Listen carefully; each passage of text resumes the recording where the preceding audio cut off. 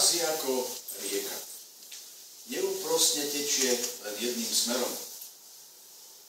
A pričom jeho vody sa nenávratne strácajú v oceáne večnosti. Už čas plynie. Tie hodiny, dni. A zrazu ani nevieme ako, zmení sa nám letopočet, ledva sme si zvykali na jeden, už tu máme druhý. Ale čo keby len letopočet? Viete, mne sa tak vidí, že tá zmena milénií bola len prednedávno. A už je tomu 400 ročí. Kto v moci ľudí má túto rieku zastaviť, aspoň pribrzdiť, spomaliť? A nikto. Už vôbec nikto to nemá silu vrátiť naspäť, aspoň o pár rokov. Byť trošku mladší, ale vlastne ani nejde o to byť mladší. Aspoň pár vecí v mojom živote zmeniť. Nech sa dejú ináč. On to nejde. Čas sa vrátiť nedá. Čo sa stalo, už sa viac neostane. Už sa stane minulosťou. Už sa stane súčasťou dejín. A to je jedno, či takým globálnym, alebo mojich osobných. S minulosťou sa nedá nič robiť. Viete, niekedy keď sa robí rozhovor s nejakou osobnosťou, tak je dajú otázku. Čo by ste vo svojom živote zmenili? A keď je tá osobnosť múdra a rozumná, vôbec nezaváha a povie, že nič by nezmenila. Všetko je tak, ako má.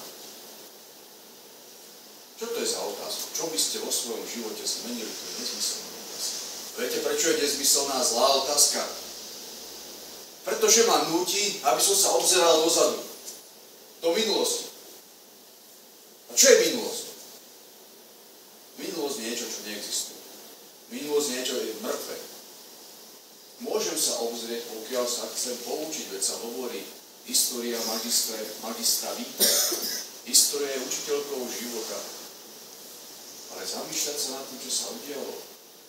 Plakať nad rozliatým mliekom. Zamýšľať sa, že chcem niečo ináč. Že chcem iný život. Je strácaním toho drahocenného, čo ešte mám. Minulosť je mŕtva, verte mi. Je mŕtva aj pre samotného Boha. To som povedal. To nie sú moje slova. Toto napríklad hovorili proroci. Vypočujte si, čo napríklad hovorí o minulosti prorok Ezechiel. Povedal to dávno. A povedal im toto. Alebo nám to povedal. Ten hlas zaznel možno pred 2500 rokmi. A čo hovorí? Ak sa hriešník odvráti od všetkých hriechov, ktoré popáchal, zachová všetky moje príkazy a bude konať podľa práva a spravodlivosti, určite bude žiť, nezomrie. Na jeho hriechy, ktoré popáchal, si nespomeniem. Pre spravodlivosť, ktorú koná, bude žiť. Ak sa však spravodlivý odvráti od svojej spravodlivosti a spácha zločin, podobný ohavnostiam, ktoré spáchal hriešnik, či bude žiť, jeho spravodlivé skutky, ktoré robil, vôbec sa nepripomenú pre svoj odpad, ktorým sa otrhol, a pre svoj hriech, ktorý spáchal, určite zomrie. Hrešil som v minulosti? Boha to nezaujíma. Bol som v minulosti spravodlivý? Konal som dobré skutky? Boha to nezaujíma. Pokladie jednu otázku. Kde si teraz? Čo plánuješ teraz? Pamätáte si, keď Ježiš po svojom zmrtvých staní stretol Petra? Petra, ktorý ho 3-krát zaprel, zradil ho. Čo mu povedal tomuto Petrovi? Ale si mi dal. Toto ti nezabudnú, ako si ma zradil. Ja som tam bol na kríži a ty si ma zradil. Nie, čo mu povedal? Šimon, syn Jánov, teraz miluješ ma? Miluješ ma väčšine ako títo? Vôbec nezaujímalo, čo bolo v mŕtvej minulosti. Ježiš sa Petra, Šimona, syna Jána, spýtal, či ho teraz miluje. otázka, ktorá mierí aj tu na. Mňa nezaujíma, čo si bol, čo si robil. Ako teraz? Nie je tvoje srdce. Teraz mám nové motor na krížu. Spomeň si na mňa. Vôbec mi nepovedal, aby si motor, ja sa na teba nespomínam. Dnes, v tejto chvíli, budeš so mnou v raji. Prítomnosť, tak môj. Prítomnosť, ktorú musíme žiť. Nevrácať sa niekam, kde to nemá zmysel. Ísť ďalej, pretože všetko podstatné je práve pred nami. Ale aj to nie je také jednoduché. Pretože aj tá budúcnosť, to je ešte niečo, čo ešte neexistuje, čo je také vzdialené, že o tom nemáme ani potuch. Čo bude zajtra? Ale ja vôbec neviem. Ale vôbec nemôžem vedieť, čo bude o rok, o pár rokov. Čo si môžem naplánovať? Povedzte mi, čo? Koľko plánov ľudia mali vo svojom živote? Koľko snov sme my vo svojom živote mali? A kde sme teraz? Je to dobré, či zlé? A vieme ale, čo je dobré, čo zlé? Dnes je dobrý rok, ľudia si dávajú predsavzatia, že? Včera povedal som si, že budem naozaj tráviť tak trošku v takej tichosti. Ale povedal som si, trošku aj z hľadiska psychohygieny, povedem si aj trošku do fitness centra zacvičiť. Aj som šiel. A ako som predpokladal, bolo úplne skoro prázdne. Jedného známeho som tam stretol, pozdravil som mu, čau, ako sa mám, dobre. Dneska tu máme všetko zariadenie len pre nás, čo dobre, a on mi hovorí, áno, dnes, ale uvidíš zajtra, pozajtra. Uvidíš tých ľudí, koľko tu príde, koľko si dalo tých novoročných predsavzatí, že niečo so sebou urobia. A potom o pár týždňov zase to bude len pre nás. Predsavzatia.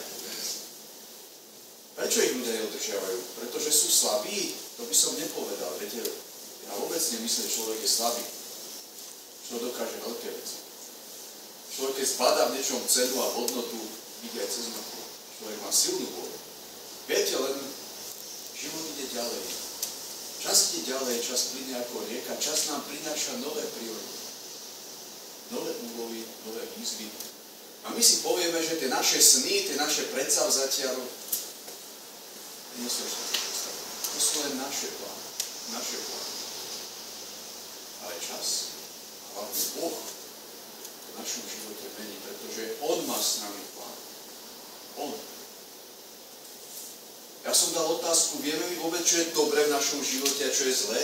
Máme silu o tom rozhodnúť? Poznáte ten príbeh, údajne pochádza z Číny. O tom človekovi, ktorý mal syna a obdaroval ho koňom. Tento syn sa v tom koňovi videl. Neustále bol s ním trávil, jazdil na ňom. A lenže raz tento kôň niekde sa mu splašil a utiekol. A jemu synovi zo života niečo cenné odišlo. Tak sa prišiel vyplakať svojmu otcovi. A otec mu hovoril, a syn mu hovorí, takéto nešťastie sa mu stalo. Utiekol. Stál toľké peniaze a už nemám nič. A otec mu hovorí, a ty nad čím plačeš, mu hovorí, ty nevieš, čo je dobré, čo zlé. Možno tak to malo byť, možno je to dobré, možno je to šťastie, neplač ty nad niečím, o čom nevieš, či je dobré. Syn mu nerozumel, ale otec mu porozumel. Ne preto, že ten kôň sa vrátil, a nie len sám, odkiaľ si splašil aj druhého koňa. Nejakú kobilu, ktorú mal dva koně. Takéto veľké šťastie, máme dva kone. Dobre si mi hovoril, ale otec mu hovorí, ja by som nepredbiehal udalosť. Neposúdim, čo je dobré, čo zlé. Máme dva kone. Je to dobré? Neviem. A jeho slova sa naplnili, pretože rozhodol sa, že si ho trošku vycvičiť toho nového koňa, sadol na ňu, pravda, že koho sa mu zoprel, si spadol a podnosil mu do nohy. A ostal na kostole. A zase mu len ten syn narieka. Takáto strašná vec sa mi stala. Čo mám robiť? Keď je to nešťastné. Vyzdravím sa, kedy sa vyzdravím, ako ti pomôžem pri robote, ktoré ťa čaká, ale hovorí, čo zase nariekaš? Zase nariekaš. A ničomu nerozumieš. Ty nevieš, čo sa ti prihodilo. Možno je to zlé, možno dobré. Ty nerozhoduješ o tom. Zase malo to správne, pretože prišla vojna a brali všetkých mladých chlapcov do vojny. Jeho nie, pretože mal zlomené nohy. A syn sa tešil a radoval, chvála Bohu, zostanem pri tebe, ale otec mu hovorí, vyčkaj, neposudzuj veci predčasne. Nám neprislúcha hodnotniť, čo je dobré, čo zlé. Mal pravdu ten otec, či nie? Mal? My nevieme, čo je dobré. My nevieme. Pretože my vlastne v našom živote nemáme istotu. Hovorí sa, že máme jednu istotu. Ale to nie je istota, ľudia, máme istotu. Zomrieš. Istota nie je niečo negatívne. Od toho, že zomriem, sa oprieť nedá. Istota je o niečo, o čo sa môžem zoprieť. Oprieť. A čo ma bude držať v každej situácii? A ja vám tú istotu poviem, pretože o tejto istote nám práve hovorí apoštol Pavol a hovorí nám o opakovaní. A dnes nám to povedal v druhom čítaní. A to je istota, ktorú sme mali vo svojom srdci nosiť. Pretože nie je inej veci, o ktorom v tomto čase, tejto premenlivosti, tejto neistej budúcnosti sa ja môžem oprieť. Apoštol Pavol nám to dnes povedal. Vy ste synmi. A pretože ste synmi, Boh do našich srdc poslal ducha svojho syna. Ty nie si otrok, ty si jeho syn. A na jednom mieste apoštol Pavol hovorí, to je naša nádej. Voláme sa Božími synmi a nimi aj sme. Ja som synom svojho otca. Viem, čo ma čaká. Viem, čo ma čaká v tomto roku 2025. Ja neviem. Ale viem, že niekto vie. Niekto má tak silné ruky, že všetko drží vo svojich rukách. Ja môžem urobiť len jednu jedinu. Ja ako Mária, ja som to povedal na začiatku. Staň sa, vôľa tvoja. Tu je môj život. Čo ma postretne? Neviem. Ale nič sa nestane bez tvojho vedomia, bez tvojej vôle. Všetko má svoj príčin, všetko má svoj dôvod. Všetko má tvoje završenie nakoniec v tvojom srdci. Tak to povedal Ježiš svojim ustráchaným, nechápajúcim učeníkom. Nepredávajú sa dva vrabce za halier, ani jeden z nich nespadne bez vedomia môjho otca. Všetky vlasy na hlave máte spočívané. Čo sa bojíte? Čo sa bojíte? Áno, vládca je prirodzený. Ale ostať pokrovený v strachu je zlé. Hovorí sa o troch božských čnostiach. Troch božských čnostiach. Všetky spolu súvisú. Viera, láska, nádej. Keď chcem mať vo svojom srdci lásku, musím veriť Božej láske. A keď mu verím, mám nádej. Všetko niekam smeruje. Mám nádej v to, že môj život neskončí zle. Že celý svet neskončí zle. Pretože Božie ruky sú to najmocnejšie ruky. Ľudia sa obávajú, čo bude v tomto roku. Čo nás čaká? Naši život, v spoločnosti, na Slovensku, vo svete. Skúsme im dať nádej. Skúsme ľuďom povedať, neviem, pretože na to odpovedať ako úbohý bežný človek neviem. Ale viem, že Boh to vie. A viem, že to zle neskončí. Chcel som preto, drahí moji bratia a sestry, bol tento rok pre nás všetkých rokov nádej. Nádej síce nie je istota, pretože človek pokladá za istotu len to, čo vidí.